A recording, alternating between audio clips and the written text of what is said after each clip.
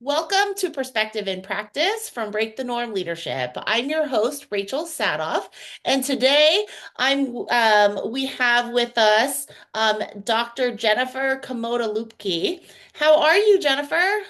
Hi, I'm doing great. How are you? I'm awesome. So I was wondering, could you start by just sharing with us a little bit about your journey to being, a president and CEO? Well, I never set out to be a president and CEO of anything, right? So it's been a really interesting journey. And I'll just start a little bit from the beginning. But my parents, they're from the Philippines, and I had a choice in college whether I could major in accounting or nursing. Those were literally the two professional occupations that I could have according to my parents, because they were very practical professions. And that's very common, I think, with many immigrant families. And so I didn't want to become either one of those things and kept trying to change my major. But that was back in the day when your parents could still open your mail and basically get your grades. So they would always look at my grades and go, "What are you doing? This has nothing to do with accounting or nursing." So anyway, I ended up getting a degree in accounting. Started off, my first 15 years were all in accounting. Hated it, completely hated it.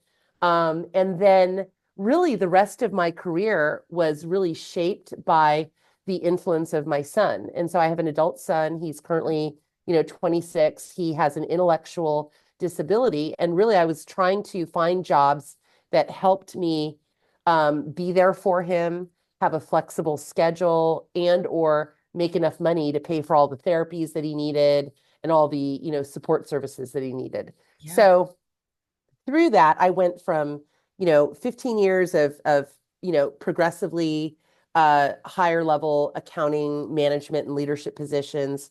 Then I went into higher education. Then I went into sales and account management. Then I went into consulting. I started doing consulting for business processes, ERP implementations. I started doing some executive coaching for people because I had that background with my higher ed background. And, throughout all of the different career choices that I made, one thing that was consistent, because when my son was diagnosed, I wanted to try to learn as much as I could about people with disabilities. And so, disability laws and disability equity and rights. And so I would, in my roles, I would take at least 2 weeks a year of time off on vacation, and I would self-fund myself attending conferences Yeah. that had to do with disability. And Yeah. so I, ended up being on a couple of boards, disability organization boards.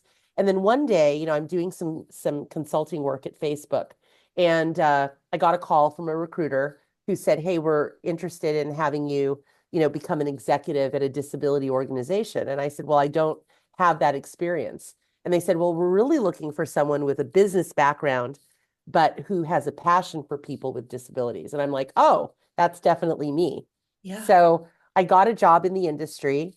Very quickly learned that at that other organization that I couldn't make the changes that I wanted to make that I thought were necessary and in service to disabled people. So happened to be, looking at LinkedIn. I got a message from a recruiter who was like, "Hey, we're looking for our next president and CEO. We think that you'd make a great candidate for that role." And that's kind of how I landed here in Portland, Oregon, in the organization that I'm with right now. So really just my son and my interest in learning as much as I could led me to this route where I could also leverage my business skills. Yeah. So it sounds like you had a lot of kind of external forces that have kind of driven a lot of your career, starting with your parents and your family, and then your son, and then kind of, figuring out how do I accommodate his needs with a career that can pay for what I need to do. And then it's kind of just become this like compilation of where you are now in your career. Yeah, it was very zigzaggy and latticey. It wasn't ladder-ish, Yeah. right? I mean, the accounting roles gave me, in for-profit organizations, gave me the money that I needed in order to send my son to a particular school that was disability inclusive and get all the therapies that he needed, and for me to donate money so that I could, make sure that he got the right education at the time. When I moved into higher ed, it was mainly because they had in the gym or the rec center, they had a lot of summer camp programs, spring break uh, camp programs where I could bring him to work. He could have fun and I could go do my job. And that wasn't always the case with a lot of the accounting jobs that I had. So I needed something that would balance out my care for my son. And Yeah. then when I started getting into more um, consulting and well, actually, then I went into account management and sales.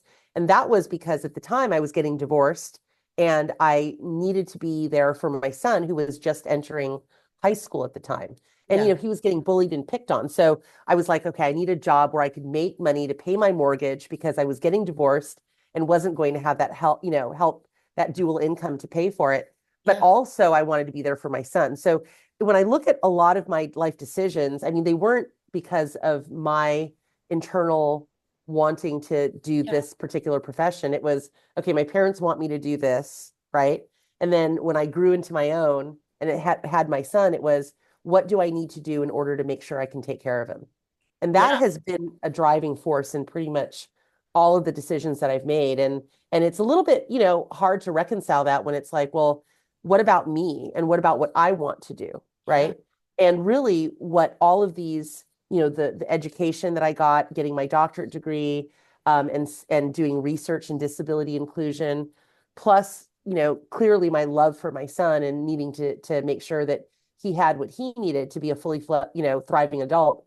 Those were the factors that made it so that I landed here. But I do think that, if I could do anything I wanted to do, like right now, if I won the lottery and I didn't have to work, I would be doing exactly what I'm doing today. I love what I do. That's awesome. That's awesome. And I feel like with the zigzag approach to your career that you've taken, in some ways, it has set you up to be even more successful as a CEO because you know so much more about different things.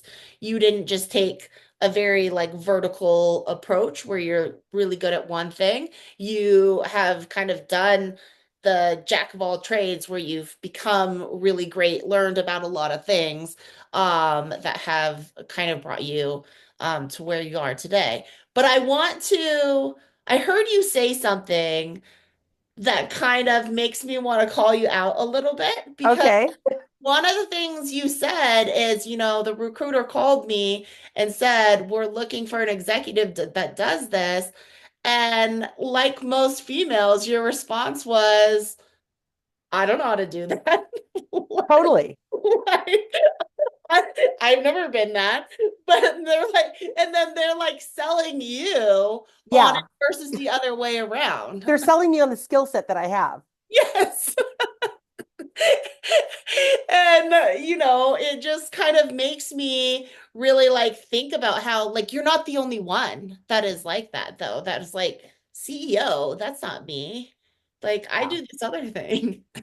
Yeah, it's just really it's ridiculous, right? So to your point, as women, we need to be qualified for a role before we actually go get it. Whereas I think a lot of times with men, if they have the potential to do the role, they'll go for it, right? Yeah. And we just need to change our mindsets. But yeah, it's the first thing that came to me is I'm not qualified for that role that you're recruiting me for. And or I don't think I'm qualified for the role. It's like, oh no, no, no, you are. Yeah. Look at your background. And then Yeah. it's like, oh yeah. It's like, hot damn, I am. Yeah, yeah. It goes back to like we as women can be 98% qualified for something, but it's that 2% that will be that conversation in our head as a woman, as a person of color, as, all of these identities that we have that tell us, that's not for us. Yeah. Yeah. So Yeah. Yeah. interesting. We need to, yeah. It's so ingrained and it's like you have to consciously really train your brain to like think differently, Yeah. right? And I And think it's a struggle. It's a struggle. I think a lot of that, even just for me, has a lot to do with like mentorship. Hmm. And like, I'm 38 years old. Like, I'm just gonna say it out here. We're almost 40. And I just for the first time had my first mentor that is an Asian woman. Wow. I Everybody else has been men, a lot of white Caucasian men, I've won like black men, but never like it never like I don't know, I didn't ever have that experience before of just having a really strong woman of color that looked like me, that was a mentor, that had experiences like me, that I was like, oh, other people have this too, not just me. Huh. So I'm curious, what was your mentorship journey like as a young person? Were you like me that you're like, huh? Or did you have strong Asian women or women of color that were mentors for you? Yeah, I mean, I had asked people that I aspired to be like, but not anyone who actively mentored me who was a woman of color. In fact, I would say the first 20 years of my career, all of my mentors were white men. When I landed in higher education and I was doing my dissertation, my advisor was a white woman, and she was fantastic, and she really helped me come into my own and start doing things that I wanted to do rather than what my parents told me to do.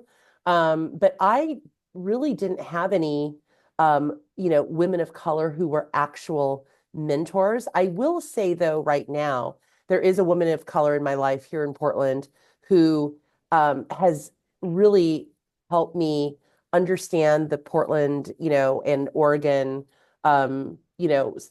culture, the community up here, who's really just given me a lot of, you know, great tips and guidance on what to do, how to do it. And she's someone that I meet with on a regular basis. So I would call her my mentor right now.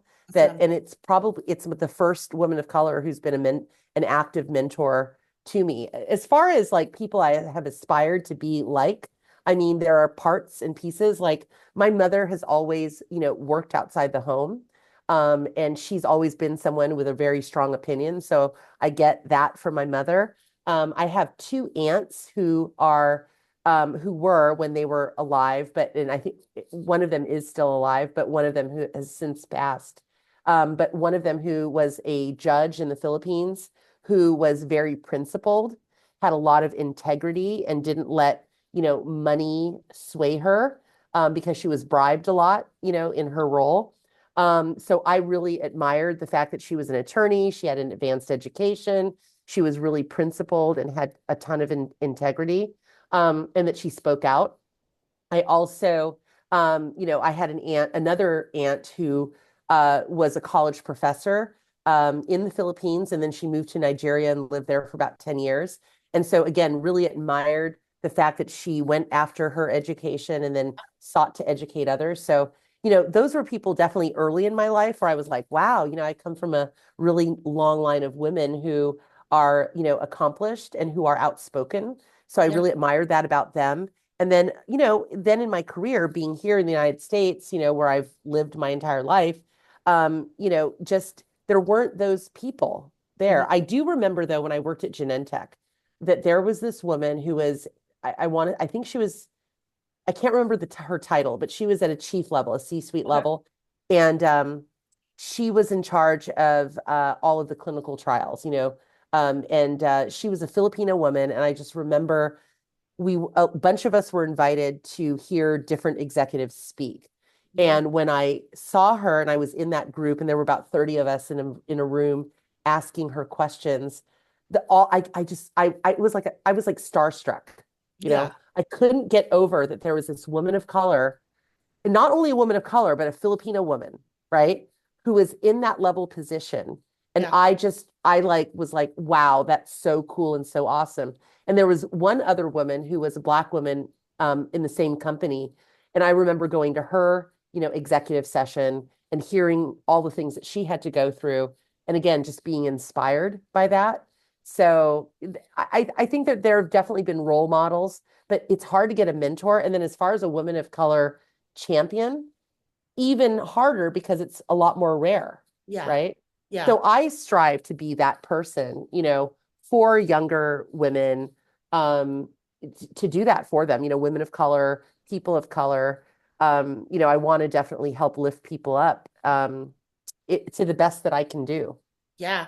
Well, even just with Asian culture, like I have a few second generation immigrant students that I mentor. Well, they're not even students anymore. One of them just graduated from college and she's in her first professional job, but she is kind of like you. She got a degree because her parents said you will get this degree. And it we don't really care that you want this other degree. Like you will do this thing, you will get this degree. And now, like, I'm a little bit in the mentor role of like, okay, you got the degree that your parents wanted. What are you now going to do for yourself? Because now you're an adult. Now you're not under the influence financially or, whatnot to kind of make your own adult decisions and kind of forge forward your own path. So, Yeah. um, Yeah. It's really tough, I think, with especially, Asian immigrant parents. yeah, And they're trying to do their best. They're trying to guide you and give you the direction based on their own experiences, yeah, right? yeah. So, we all have to kind of break out of that a little bit. Yeah. So let's go back to your journey through the ranks a little bit. So, it's often known or, that promotions often happen after hours, grabbing drinks with a boss, smoozing, golfing, social activities, even as an entrepreneur myself, like most business happens when you're networking after hours. Yeah. But your situation's a little bit different because you have a special needs child and you're not able to go out till 9 o'clock at night. So, what, what approach did you take to ensure that you were still advancing your career when you weren't able to do these like after hour activities? Yeah, that's such a great question. I had a specific strategy around this because you're right. I had after school duty, right? So my ex-husband, he took care of our son in the morning, and then I did the after school stuff through the early evening to mid evening. So I couldn't just go out and grab the beers or go do whatever after hours. I couldn't hang out and eat pizza and hang out in a conference room, with a bunch of people at work. I had to leave at 5 because Yeah. every minute after if you were late picking up your kid, they charge you like $1 million a minute or whatever it was. Yeah. So my strategy was really very intentional, and that was I had to be exceptional. Yeah. I had to be an exceptional performer. I had to do more, better, have the best PowerPoint deck, have the best presentation, have the best everything, and really perform in such a way that it's like I was truly exceptional, not just exceed expectations and meets expectations wasn't even an option, right? It was Yeah. either exceed and then to what level was I going to exceed expectations. And so that's what I focused on because that was the only thing that was going to get me noticed by Yeah. my bosses. And also the other thing was what were the problems that my boss was trying to solve, my manager was trying to solve, and how could I solve that problem for them, Yeah. right? So that was the way to set myself apart. And that was my strategy, especially as I was, picking up my son. When my son became a lot more independent, when he got into high school, when he got, then eventually into college, then I had a lot more time to do Yeah. the networking and the schmoozing type stuff. But yeah, you're right. I didn't have the time or capacity to do that. And so, I would leave at 5, take care of my son, take care of my family, and then around 9 o'clock, get back online. I got very little sleep during those days, and just really worked my ass off, you Yeah. know. Now, and then I think about it now, and it's like, wow, it's like, why did I have to do all of that? Like maybe meets and exceeds should have been enough, Yeah. right? Yeah. Well, as people of color and women, we know that sometimes being the best isn't always enough either. We are exceptional and we still get overlooked or overseen for things that should be easy, like shoe-ins that we should get. And so, what would you say to somebody that's like in that type of role? In the type of role who's Or in the position where they are exceeding, they are doing everything that they can do, but they're still being overseen. yeah, go find another job, Yeah. exit, Yeah. find a different job. Um, and it's hard, right? Because then you potentially are seen as a job hopper, right? And that you're not. But I really do think that if the environment, and especially if your boss is going to block you, or if there aren't those opportunities, for you, Hmm. uh, then you need to find an environment that where you can be successful. Yeah. And it's really difficult. I mean, I know that for me, um, moving from job to job was a way for me to get promoted because I wasn't always going to get promoted in the organization that I was in, Yeah. right? And there's a lot of reasons for that. People going, "Oh, you're really good at that, so keep doing that. Yeah. Keep working for me," right? Was keep making me look good. And it's like, Yeah. okay, well, what about my career, Yeah. right? Yeah. Um, and so I just, I think there are more opportunities these days with more people of color in leadership positions. It's not where we need it to be, but I do think that, if you're stuck, it's not going to get better. If you're working, let's say, for someone who is insecure or someone who, is discriminatory, they might have some internal bias that they're not even aware of, Yeah. right? You can sense that. And then I think really, do what you can to do your very best so that you have accomplishments in the job that you're in, right? And then move Yeah. on, leverage those skills somewhere else. Yeah, no, I absolutely agree. And I think as women, sometimes we hold on to things too long because, oh, it'll get better. Oh, I just need to do this, or oh, I need to do this. When sometimes, like, I love the analogy that people use, like women are like noodles and men are like a waffle. Yeah. Like they're a lot more matter of frank. They're like, this isn't working for me, let's move on. Whereas women were like, we're trying to like make all the connections work when, just being a little bit more matter of fact and saying, okay, in my career, it's time for me to move on. And that's okay. Yeah. And it's just, it's disheartening though to hear. Like there's this it's another CEO of another organization, really like him a lot, really knows what he's doing. But I remember just having lunch with him one day, and he's a white man, and he happened to say to me, we talked about our careers, how did we land in the disability employment industry? And one of the things that he said to me, and he said it twice, but oh, I got this job before I even had a bachelor's degree, like because I had worked there for a while and I had proven myself. I got the job, and then later I got a bachelor's degree and then a master's degree, right? Yeah. So to his credit, he didn't just go, "Oh, look, I'm now a CEO and I don't need to have additional education." To his credit, he did go out and get that. But I was really focused on the fact that the board of that organization felt that this person could do that job even without a Yeah. degree, right? Opportunity presented before like the facts and everything else. Yeah, opportunity presented, and I'm sure it was because he did a great job, right? So I don't want to take anything away from people, and also I don't believe that every person absolutely needs a degree, so that's not what I'm saying.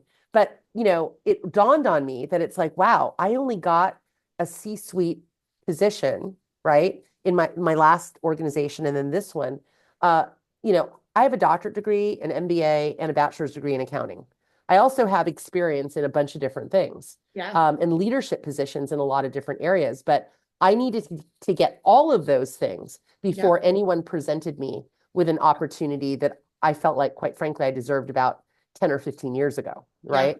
Yeah. So, it's that inequity, Yeah. right? And if we're being honest, I mean, the racism Yeah. involved, Yeah. and the misogyny of offering a white man a role before even obtaining other experiences that would have more rounded this person out, and then having someone like me who's quite frankly overqualified for the Mm. role, you Yeah. know Yeah. That inequity really stings, I think. Yeah. So now that you're a CEO, do you notice others trying to butter you up in hopes of advancement in their career? Oh And yeah. how do you respond to this kind of behavior? That's a great question. Well, so first and foremost, I hate the buttering up part, Yeah. right? Like don't compliment me, don't butter me up, like solve my problems for me, right? If you see a problem, a business problem that needs to be solved, an organizational problem, like the best form of if you want to get on my good side is to help be a solver of that problem, right? Um, so how do I respond to it? I mean, I think people are just trying to be nice or trying to maybe get ahead and thinking that that would be a way to do it. I am definitely, nice back to people. At the same time, what I really look at is not so much that action. What I'm really looking at is how are people performing and what support might someone need in order to improve their performance. Yeah. So it kind of irritates me actually. I have this one person who reported to me who really tried hard to establish rapport with me, right? And I could tell that they were doing that. It happened to be a white man. And it really, uh, I was really wanting this particular person to just do more better work, right? Like I'm looking at the work and I'm like, it's kind of substandard and you're not really giving me what I need. And I already outlined the outcome and expectations that I have for this role, and it just wasn't happening. So I think then the buttering up part becomes an annoyance. Yeah. So if I'm thinking about it, I think it does stem from my experience. When I see the camaraderie that happens a lot with white men and white people in general, that sort of after hours, rubbing shoulders and having things in common. Like I didn't have that. So what did I do? I focused on being exceptional or turning out exceptional performance. Hmm. So then now as me with a leader, as a CEO, in an executive position, that is kind of what I expect, Hmm. right? And it's just because I've had a different experience. If you are a young, white man and your experience is, let's go play golf or let's go out and get some beers or let's, talk about all the similarities we have, then and that helps you get ahead, right? I'm not saying that it only is that. People Yeah. still have to do work and they still have to perform, but if that's part of your culture Yeah. of work, then that is how you're going to do it with others. You're going to want to find those similarities, right? Yep. I didn't have a lot of similarities with a lot of people who happen to be white, Yeah. right? There wasn't a lot there. So I think that's what shapes my preferences as an executive and as a leader. And I'm looking for people that have potential and talent and definitely working with those folks and also really bristle against the buttering up and the sort of camaraderie. I feel like I can have that with people who perform, Yeah. but I feel like it's very difficult for me to have that with people who aren't performing, Yeah. right? Yeah. If they're relying on the buttering up and to get ahead, that doesn't work with me at all. Yeah, I think there's like a big foundation of trust that goes into that of like, why are you saying this? Like, Yeah. and one of the things that we do at Break the Norm Leadership is we create standard operating procedures for all of our staff. And at the start of the staff meetings, we talk about different things so that people can get to know each other a little bit better, but also just some of the things of like what motivates you, what builds trust for you, what builds relationship, what tears down trust for you. And me kind of like you, like I always tell people, like there's two things you need to know about me. I'm very direct and pointed because usually, and so if you get an email from me that's really direct, it's probably because I'm doing something else when I'm writing this email. So it's not intended to be mean, it's just very direct. And the second thing you should know is I hate when people are late. Don't be late. Don't like Yeah. if you're gonna miss your deadline, let me know ahead of time because I will do it myself or I'll have somebody else do it for you. But don't be late. Yeah. And like if you can know those things about me and like how I function, like it'll save you a lot of time in trying to butter me up because you can butter me up all you want like butterball turkey, but then as soon as you miss your deadline, and I didn't know about it, all that time you spent, it doesn't matter anymore. Yeah. Well, and that's the important thing is like understanding your boss. And Yep. here's the really interesting dynamic because I've actually coached a few women who happen to be women of color who were in these executive positions, and it just literally like flipped what the norm is. Yep. Okay. So the norm is you've got white person in the executive leadership position, you've got people of color who happen to report to that person. And so Yep. we're all trying to figure out like what does the leader want to do? Right? Or what are their preferences and what, that's how you manage up. And but now if you when you have a woman of color at the top and they've got a lot of white people reporting to them, you're basically resetting what the culture is. Yep. And I think that's really hard for people. And I think that's why, if you're already in the culture, so if you have a white person who's reporting into a white person, and again, I'm not trying to say that all white culture is a monolith, but there are cultural norms and there are cultural, expectations in various ethnic backgrounds and races, right? So if you're used to doing the chummy butter up, let's form relationships first, that's what you're going to do. But instead, you need to really understand your manager's preferences. So my preference is not that you form a relationship with me first. My preference is that you show me your value in terms of how you do work, right? And Yep. I'm going to be really careful to not say, you know, necessarily performance, but what value do you bring to the table? And then when you're doing your job, let's have some rapport, Yeah. right?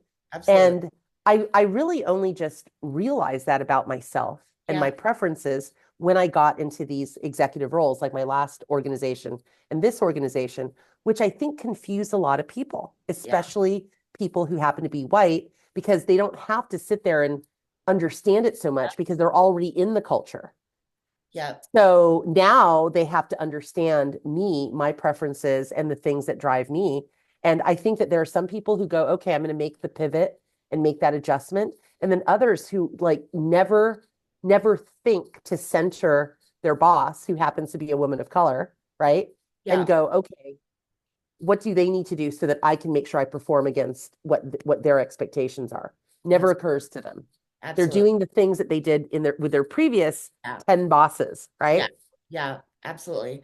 So my leadership style at Break the Norm Leadership reflects our commitment to challenging conventional norms in leadership and teamwork. And from our conversations, you seem to embody this approach as well. So how has your staff, as well as your board, responded to your unique leadership style? And have you found it necessarily to guide or shift their paradigm to work effectively with you? Yeah, that's a great question. You know, I should start off by saying that I've interviewed, so before I became an executive, like in the C-suite, I interviewed for a few other positions that were C-suite level or at least VP level positions in other organizations. And I realized early on that I was a part of the slate of diverse candidates that they wanted to have so that they could ultimately hire the person that they actually wanted, which was another white person, right? Mm. That's been my experience. Hmm. And so that's one of the reasons why I went into consulting, because I just didn't want to play that game anymore. So even in the last two roles, this role and the previous role, when the recruiter called me, I was very firm and I just said, look, if I'm just one of the people that you're putting in the slate so that you can say you had a diverse slate of candidates, I don't need to waste my time doing that. So Yeah, if I have a real shot at this position, right? Because there's some intentionality around hiring a person of color or just really hiring the most qualified person, right? yeah, Which usually has been me. And I don't say that in an arrogant way. I mean, if you look at my background for specific types of roles, yeah, my qualifications speak for themselves. So, but I do think that it's been people say they want to hire a person of color or a Hmm. woman of color, but then they aren't ready to make the Yeah. adaptions, Yeah. right, and the pivots needed in order to support and to ensure that there's longevity in that particular person in that role. Yeah. So when I came into this role, I was again very intentional. So I had to move here for this role, and my husband was living in a different city. And but I said, let's not have you move right away. I want to see how things go. And because you just never know how things could Yeah. go. But I was intentional because when I started, I hired a coach to come in and really coach the executive team and Yeah. also give some training to the board on what it means to have a woman of color in the CEO role. Yeah. How will they have to change in Yeah. order to adapt to me and my style? It was going to be a bigger change than even just adapting to a preference of Yeah. someone in their same culture. So Yeah. I proactively did that. And I thought to myself, well, if they resist against it or if it doesn't work, well, then I can just quit and go back home, Yeah. right? But I had to know if they were open to Yeah. making that pivot. And I did find actually in my current role that most of them were willing to do that, that they wanted to learn, that they wanted me to be successful. So I do appreciate that. And then there were some other people who are like, oh, that's what it means. Oh, that's not for me, right? And so they've made the decision in some cases to self-select out. Yeah. But I do think that having a person of color, so any organization that is going to have people of color, especially at the CEO role or anywhere in their C-suite, you've got to think about what support is needed for that person in order to be successful. And so that I found a few people here who have really sustained me and who have, helped me navigate how how to do this because I'm really direct and I'm bold and all of these things, but how do I do it in a way where I'm not making it more palatable for white people necessarily, but that I'm doing it in a way that is more educational in nature, right? Yeah. Yeah, and I think it even just goes beyond race. It's when you're hiring anybody that's outside of the norm at a variety of different levels, even veterans. Like we had a woman, another Jennifer, come on just recently and talk about organizational readiness to hire veterans and like Yeah. what that takes and how people don't view vets as having like a disability or feeling like they need to change anything about their organization to accommodate vets. Yeah. Um, it's so many things of just like thinking about people as humans, not just as a check the box. This is how a human is supposed to perform in this job. And if they don't do it that way, somehow they're defective or not good enough or, not able to meet expectations. Yeah, that's a good point. One of the things that we did here is that, my VP of HR came to me with a set of core competencies that they wanted to implement for the various levels of positions we have here. And I remember reading through them, and there were a lot of things about emotional intelligence and empathy, right? And so I looked at it and I thought to myself, and I verbalized this as well. And I said, so if an autistic person would want to be the CEO of this organization. And I'm looking at the core competencies. And so basically they wouldn't have those skills that you are listing in the core competencies. So here's my question. Would an autistic person be able to be CEO here? And I Yeah. remember, my HR person saying, maybe they'd be better suited as an individual contributor. Maybe they wouldn't be, right? Like maybe this would be their job. And I remember just saying, and again, this person's very well-meaning, does a great job here in their function, but didn't quite understand this nuance. And I Yeah. said, well, if they can't be CEO, then that doesn't work for me. Yeah. Okay. Yeah. And so I said, I think what we need to do is really think through what does emotional intelligence and what does empathy mean? So I've got my own uh, thoughts about this. And so first of all, emotional intelligence was a term, I think it was I can't remember who it was coined by, but it was made popular by Daniel Goleman in some book that he wrote like in the mid 90s. Okay. Well, it's the mid 2020s right now. It's Yeah. 30 years later. And I'm pretty sure that that book didn't take into account, um, you know, women, people of color, maybe more, people who were minoritized, in the minoritized populations. So what I said was, and specifically, I mean, it definitely didn't take into account anybody who's autistic, because if it did, that wouldn't be a core competency. So my viewpoint is this, to have empathy, which is part of emotional intelligence. The very definition of empathy is that you can feel what other people are feeling, right? You put yourself in their shoes, and that commiserate with them in their feelings, whatever that might be. Well, I started thinking about that going, how is a white man, right, supposed to feel what I'm feeling as a woman of color Mhm. when I explain the struggles that I've had? Because when I do that, I can just see the blank looks on people's Yep. faces. They don't understand it. So that means that you can't really empathize Yep. because you've never really been in this type of situation. Yep. Yep. So by definition, that means that you are not emotionally intelligent. Yep. So instead, if you look up the word compassion, compassion is caring about how somebody else feels and wanting to help that person. Awesome. Yeah. So I don't think empathy is really that important. I think Yeah. compassion is more important, and it's more actionable, Yeah. It right? really, your story really makes me think of a friend of mine who's autistic. And we were driving to the beach on the Oregon coast one day, and there was this lady who was tailing us. And then she like zoomed past and got in an accident. And she ended up getting in an accident, like in a ditch. And he looks at me and he was like, "Should we help?" And I was like, "Yes, we should pull over and help." And he was like, "Okay." So he pulls over, helps, pulls this lady's car out of the ditch.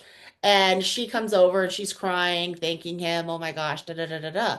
And he looks at me and he's like, "I forgot." And I was like, "You forgot what?" And he goes, "I forgot that when people are scared, they cry." Mm, And it just really goes back to how he's always had to mold, switch, change, because he views it as he has files for people and how he's supposed to interact with certain people and hmm what level of masking he needs to put on in order to accommodate the needs of that specific person he's engaging with. And right. so, as leaders, we need to be conscientious of that because it's not always their job to accommodate us. Well, the thing is it sounds like the burden has always been on him, Yep. right? Because he's the one who's different.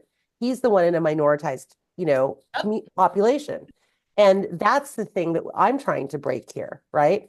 Like, no, we have to adjust our competencies, our Yep. core competencies, so that we can center neurodivergent and disabled people.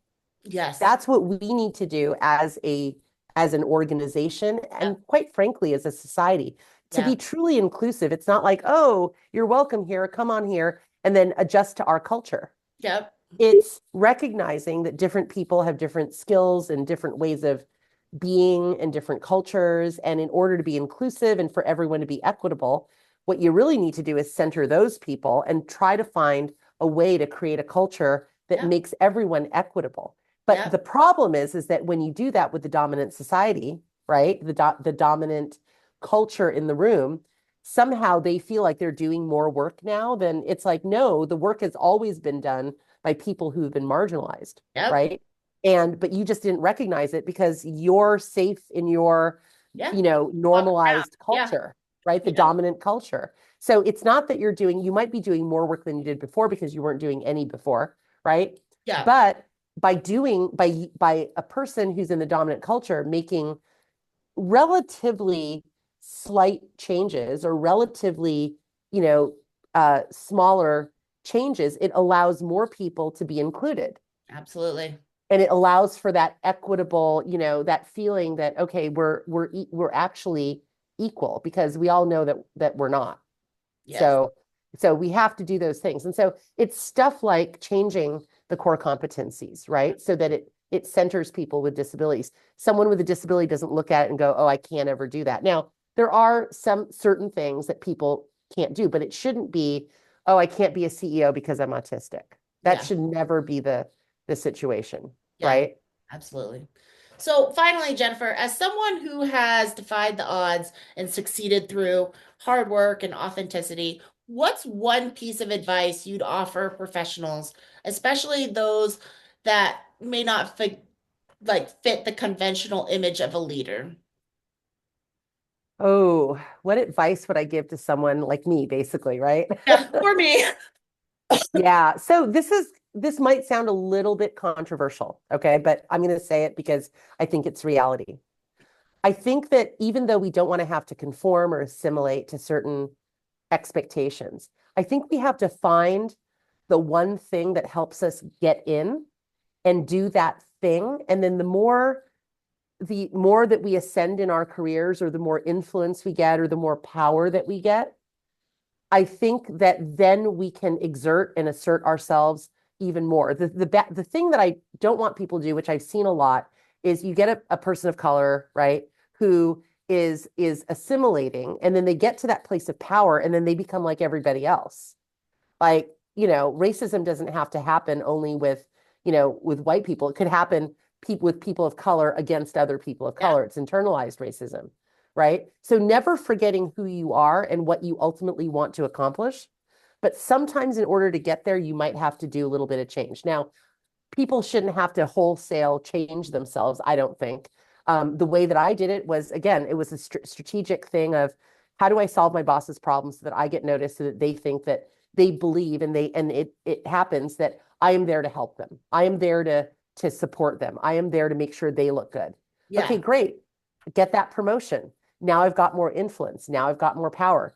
The thing to do is to not perpetuate what I had to do in order to get there. So for Oh, me, looking at people of color, women of color in particular, you know, I look at and go, okay, how if they seek my help, right, or they seek my advice or guidance, this is where I will take the extra time and I will make sure that I'm supporting them and giving the best advice I can possibly give.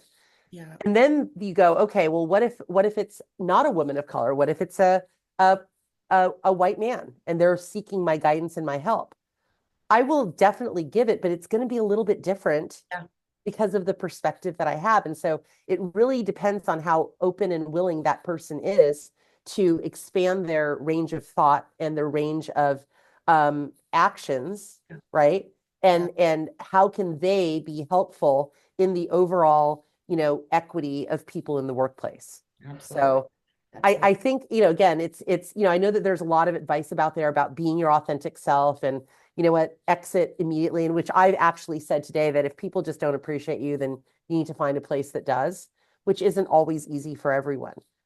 But I do think that there's and this is for anybody who wants to ascend into a particular position of authority, of responsibility, that there might be some adjustments that you make along the way, not wholesale, but never then forget what you would love to see. And as you are able to impact more people, how can you influence the environment to be one that's more equitable? Yes. Yes. Never forget the cost you had to pay Yeah.